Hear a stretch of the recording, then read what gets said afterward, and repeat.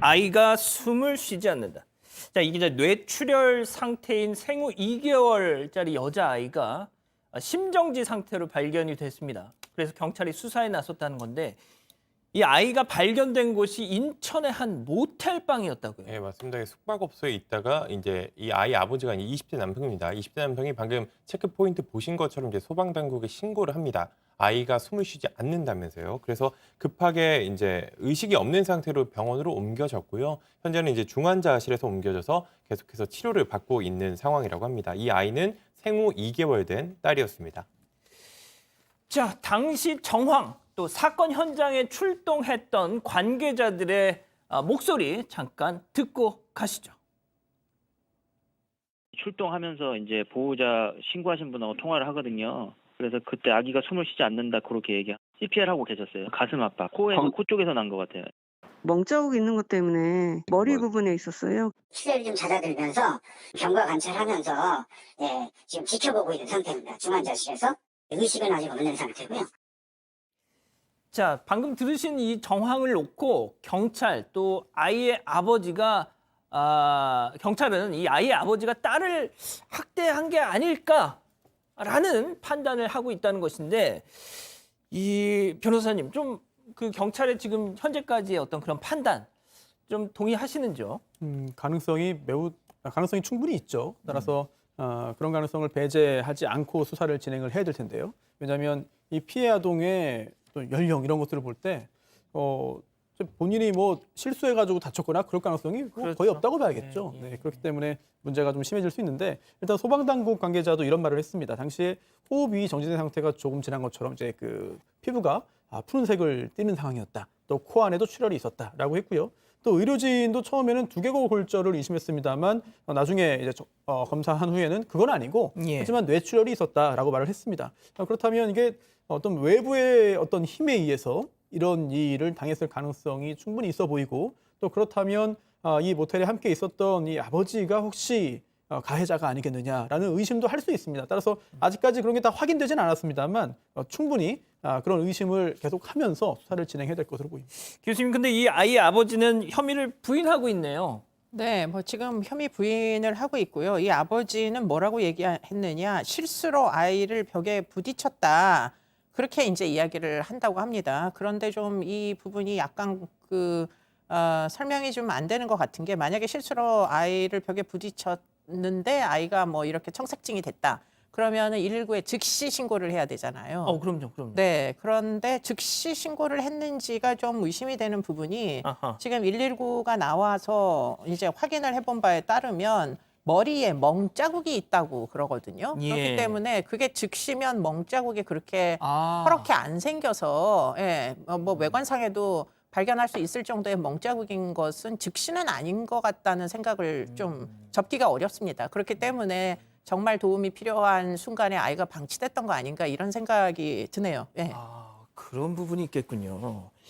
자, 뭐 일단 이 좀 한 가지 좀 살펴볼 것이 아니 왜 집을 놔두고 모텔에 있었을까? 생활고에 시달리는 가정이었다고 현재까지 확인되고 있는데 그러니까 모텔에 지난해부터 모텔 주인이 이제 다른 매체에 인터뷰한 내용으로는 네. 뭐 20일에 한 번씩 뭐 이틀씩 머물렀다. 그게 예를 들어 월세를 못 낸다거나 좀 여러 이유가 있을 때마다 모텔을 찾았다 이렇게 말했답니다. 뭐 심지어 모텔에서 직접 아이를 낳는 모습까지 봤기 때문에 이런 일이 좀 벌어지는 것이 너무나 안타깝다 이런 인터뷰도 했는데 모텔에서 아이를 낳았다고요? 이 부분은 일단 사실 확인이 좀 더 필요할 것 같습니다. 일단 모텔 주인이 인터뷰를 여러 곳에 하고 있고 JTBC 취재진에는 그 이번 사건이 일어나기 직전에 20일 정도 모텔에 머물렀다 이렇게 밝혔어요. 아이들 둘 다 위기가정 아동으로 분류가 돼서 시설 입소를 준비하고 있었는데요. 그걸 기다리고 있던 중에 사고가 난 겁니다. 그래서 모텔 주인이 뭐 아이들에게 뭐 이유식이나 이런 밥을 넣어주기도 했었다. 아이 아버지만 기르고 있었고 현장에 아이 어머니는 실제로 없었는데 좀 그러한 상황들이 너무 안타까웠다. 이런 인터뷰를 남겼습니다. 자, 지금 홍 기자가 아이의 엄마가 현장에 없었다라고 지금 소개를 해드렸는데 변호사님, 네.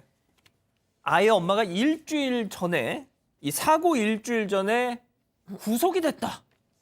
그렇습니다. 이 구속이라는 게 두 가지 의미가 있는데요. 우선 첫 번째는 수사 과정에서 뭐 경찰을 통하거나 또는 검사가 청구해서 법원이 발부해 주는 경우가 있죠. 수사를 하기 위해서. 그런데 그게 아니라 아예 재판 중에 불구속 상태로 재판을 받아서 이제 출석을 해야 되잖아요. 법정에 나와야 되는데 이 피고인이 재판에 안 나오면 이 판사가 영장을 발부하는 경우가 있어요. 근데 이 사건이 그런 것으로 보입니다. 왜냐하면 이제 엄마가 이제 지적 장애를 좀 앓고 있었는데 아이고야.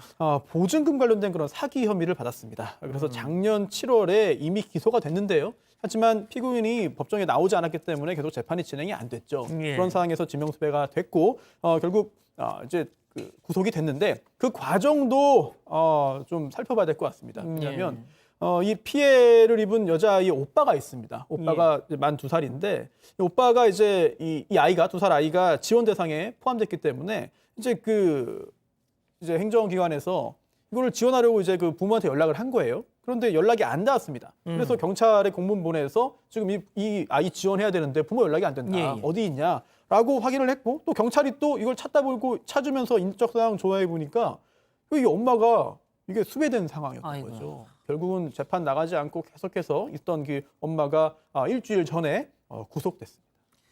자, 교수님, 제가 다시 한번 정리를 해볼게요. 27살, 남편은 27살입니다. 엄마는 22살 지적장애가 있는 부인이고요. 큰아이는 2살짜리 남자아이고요. 생후 2개월, 지금 이 사고를 당한 생후 2개월 딸아이입니다. 그런데 부인은 사기 혐의로 현재 구속 중이고요. 남자 혼자, 그 아빠 혼자 모텔을 전전하면서 두 아이를 키우다가 이런 일이 벌어졌습니다. 진짜 이거 어떻게 해야 됩니까, 이거?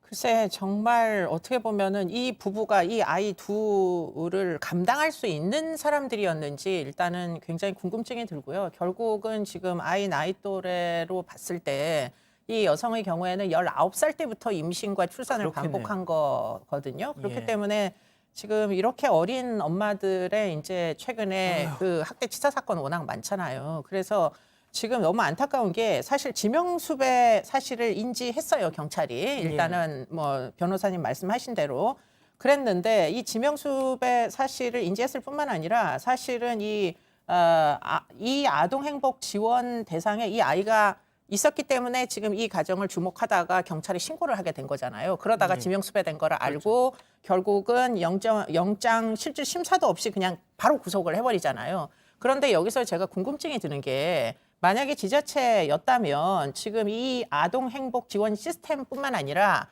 지적장애인이면 지적장애인이란 사실을 이미 알았을 거로 추정됩니다.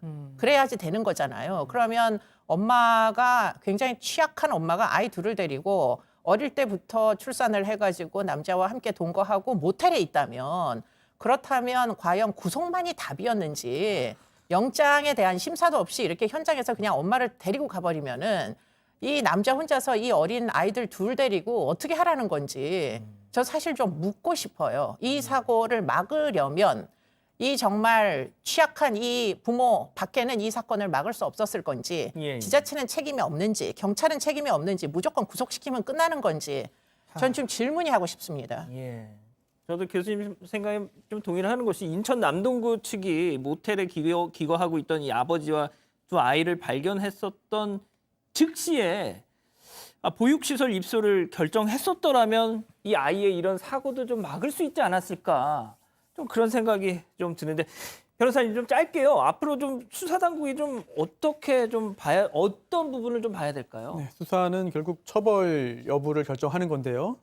의심이 됩니다. 그런데 처벌로 이어지기 위해서는 증거가 있어야 됩니다. 따라서 증거를 찾는 작업을 할 텐데 특히 이제 엄마가 구속된 후 일주일간의 행적을 좀 봐야 될 것 같아요. 그래서 결국 이 어린아이들을 위해서 뭐 식사 해결을 어떻게 했는지, 또 모텔을 드날 때 어떻게 함께 나갔는지, 아니면 혼자 갔는지, 또 주변 사람들에게 어떻게 이야기했는지, 뭐 어떤 내용을 검색했는지 등등을 종합적으로 보아서 뭐 기저귀 사용이라든지 이런 것도 다 봐서 실수인지 아니면 실제로 학대 행위를 한 것인지 여부를 판단해야 될 것 같습니다. 알겠습니다. 첫 번째 사건 이렇게 정리하고요.